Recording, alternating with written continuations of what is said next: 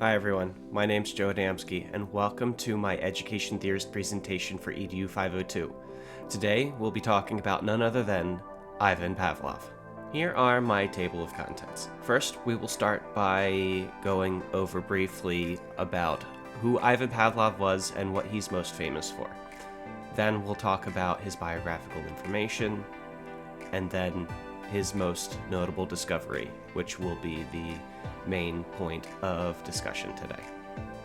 Then I'll introduce you to my helpful assistant Reggie, who will help me model how classical conditioning works. Then we'll get into how Pavlov's discovery influenced education and some of the key principles and theories that have come out of his discovery. Then I'll give you some of my final thoughts, and we will close out with an exit ticket. Alright, so let's go ahead and jump into it. Here's everything you need to know about Ivan Pavlov. He was born in Ryazan, Russia on September 14th, 1849, and died February 27th, 1936 in Leningrad, Russia. If you've ever heard his name before, you know that Ivan Pavlov is best known for his experiment with dogs and his discovery of classical conditioning. We'll get more into that later in the presentation. Ivan Pavlov also notably won the Nobel Prize for Physiology or Medicine in 1904.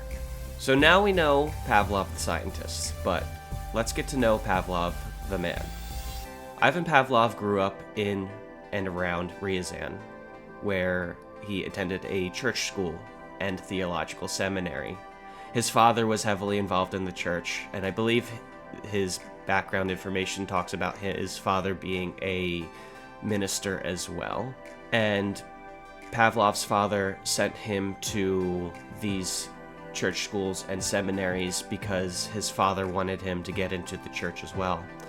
However, in 1870, Ivan Pavlov decided for himself to leave the seminary and entered into the University of St. Petersburg to study chemistry and physiology. It's at this point that Pavlov's future is sealed. He marries a fellow student named Serafima in 1881, and they end up having 5 children together. Now, I practiced these, but I'm still probably going to butcher the pronunciation. Wierchek, Vladimir, Victor, Vsevolod, and Vera. Eventually, Pavlov moved on to start his career. And when he left the University of St. Petersburg, he studied with cardiovascular physiologist Carl Ludwig and gastrointestinal physiologist Rudolf Heidenhain in 1884.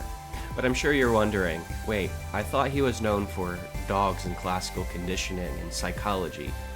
Why is he going to study, hearts and the digestive system? Well, believe it or not, Pavlov never intended to go into psychology.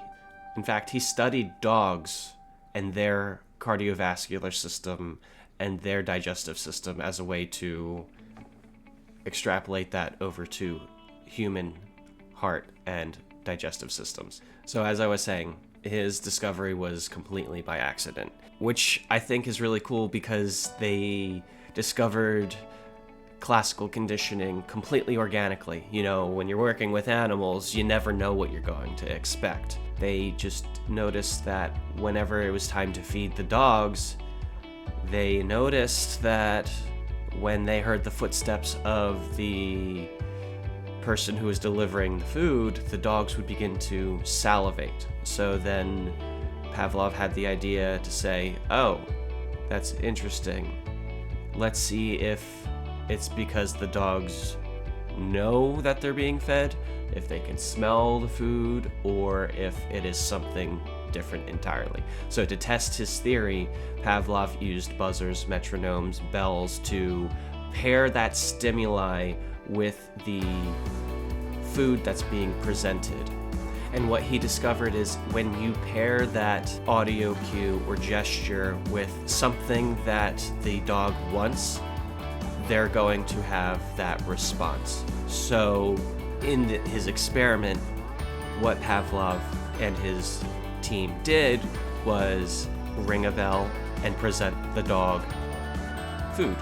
And the dog would begin to salivate, and, obviously the dog would eat the food. But then, over time, repeatedly, they would ring the bell, present the dog with food to reinforce that whenever the dog hears the bell, the dog is going to get food.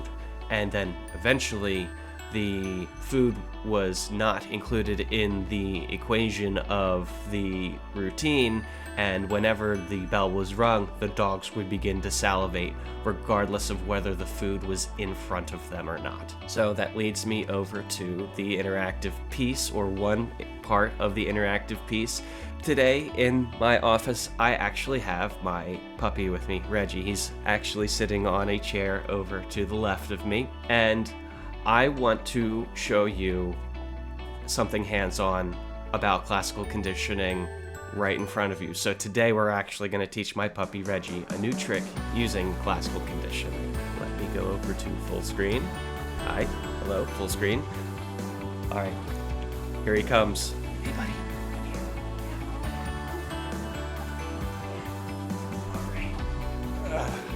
So here he is. Reggie is a 9-month-old King Charles Cavalier, and this is his first science experiment.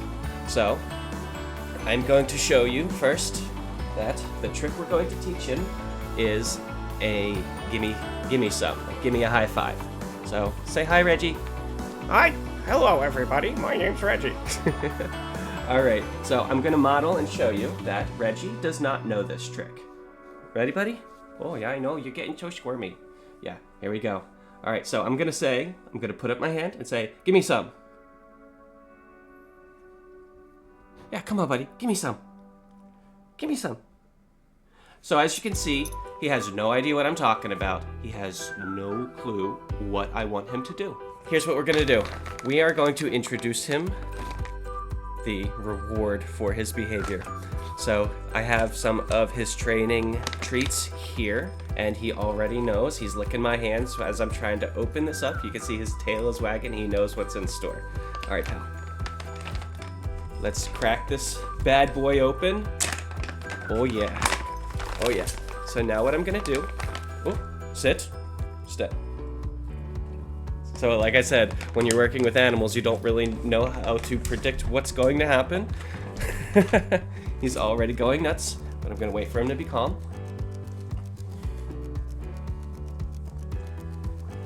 All right, pal, you ready?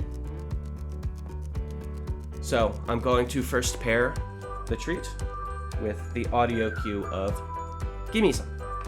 Ready? You ready, buddy? Here it comes. Gimme some. Very good. Very good. Yeah, I know. You're gonna love this because you're gonna get lots of Treatos today. Let's grab another and continue to pair it with the audio cue. Give me some. There it is. Yes, good job. Yeah. He's saying, thank you very much for the treats, Dad. I don't know what I did. All right, you ready? Give me some. All right. Very delicious, aren't they? Let's do this one more time, so that way we can really reinforce the audio cue. Give me some. Very good. Yeah, he's not working very hard right now, but he's gonna be doing some hard work soon. Yeah. All right, next up is to pair the audio cue with a gesture. So I'm going to put my hand up and say, give me some, and have him reach for my hand. Yeah, you're doing such a good job. So then, if we continue to repeat this process over and over and over again, eventually, you'll be able to do it without a treat. Ready? Give me some. Very good, very good. Oh, yes.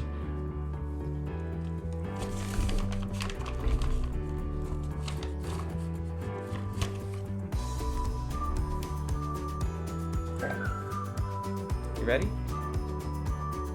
Give me some. Alright.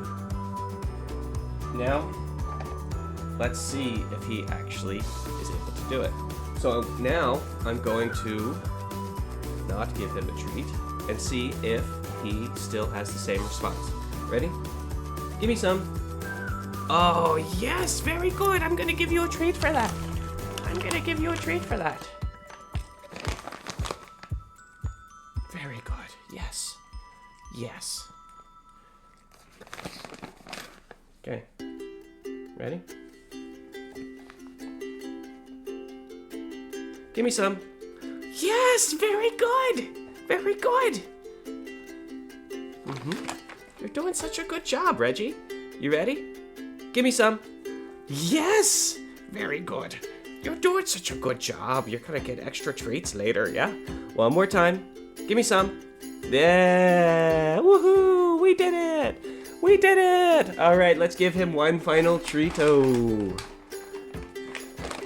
Here you go, buddy.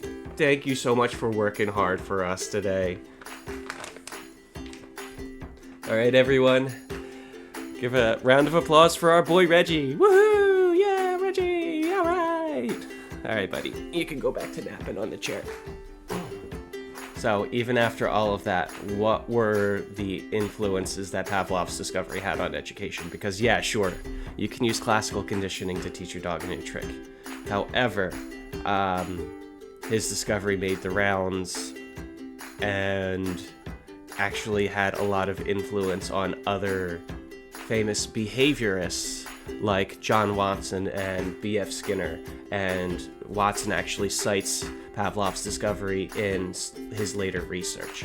And some things that we are able to use are some of the principles and theories of the discovery and how that translates over to education is, obviously, like I said, it had major influences on behaviorism and how we manage behaviors, but it also translates over into our classroom management, like with things like class dojo, our routines, classroom culture, using call and responses. To go into more detail, Class Dojo is a behavior management and family communication tool that I use in my classroom that kind of gamifies student behavior. I can create a list of positive expected behaviors and a list of unexpected behaviors and distribute points based off of student behaviors as that kind of treat that the kids are getting to reinforce or eliminate behaviors. In Class Dojo, if you've never used it before, when you provide a positive feedback to the child, it gives off this audio cue that sounds great, like you just, won 1,000 points. And conversely, with the negative dojo points, it kind of makes this deflating, like, sound.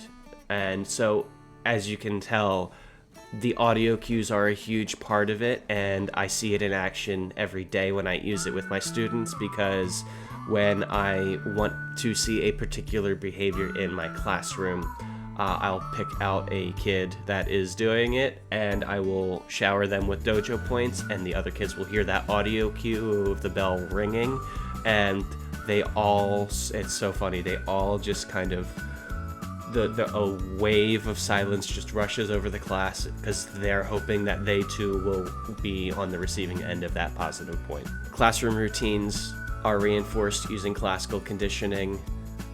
And same with classroom culture. If you build a classroom culture using positive reinforcement, it will last so much longer than if you're trying to just kind of shape it through punishment. And that's kind of what we've discovered through behaviorism, but that's a conversation and a topic for another time. Now, I've said this thing, gamification, already, but to cite what University of Waterloo listed as is gamification is the integration of game elements like point systems, leaderboards, badges, or other elements related to games in conventional learning. Class Dojo, again, is a callback to gamification. Other programs that I use in my classroom, like Lexia, provides awards and certificates for passing levels. It already has baked in positive reinforcement and that classical conditioning to where the expected behaviors are being reinforced through those treats and awards. Before we close things out, I want to talk about how Pavlov's contributions and discoveries are relevant today. Now, what are your thoughts? Do you think what Pavlov discovered is still relevant? Is it something that can be used, or should it be refined and thought of more so on the behaviorism side than with just classical conditioning? My thoughts are they are relevant to a certain extent because for classical conditioning to truly work, it needs that positive feedback immediately. And if that feedback is not immediate, then who's to say that behavior does not stick? Because eventually, Pavlov discovered that if you ring the bell or provide that audio cue enough times without that reinforcing factor, that stimuli becomes ignored until that reinforcer is reintroduced into the equation. So it's one of those things where if it's not kept up with and it's a constant drip feed of reinforcement, those behaviors will eventually become extinct. Now, let's see if Reggie still remembers the trick that I taught him. Let's see if he's successful. Come here, buddy. Give me some. Oh, yeah, very good. Let's see. Give me some. Oh, you're just wiggly. You're not comfortable. Give me some. And see, as you can see, without that reinforcer, Reggie says, why am I touching your hand? I'm not getting a treat. Let's try it one more time. Give me some.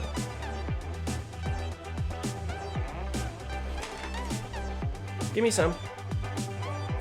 Oh, very good. So, as you can see, the audio cue of me reaching for the bag, making him think I'm pulling out a treat and going, give me some, is enough to reignite that behavior and have it come back again. So I'll stop teasing you. Here you go. Last treato. Here you go. Very good.